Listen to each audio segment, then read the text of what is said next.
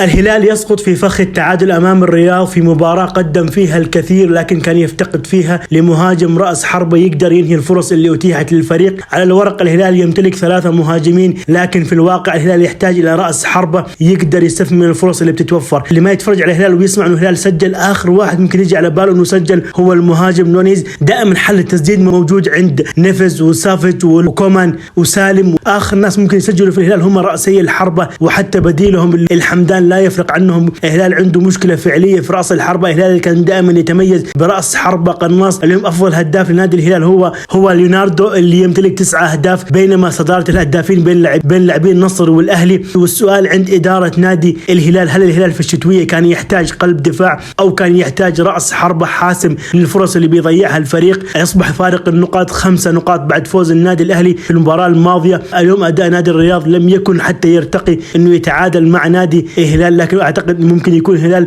ارتبك من وصافة الأهلي ووقع في فخ التعادل اليوم. والهلال داخل على مباريات صعبة جدا، والمباريات القادمة راح تكون حاسمة وممكن تغير مسار المنافسة.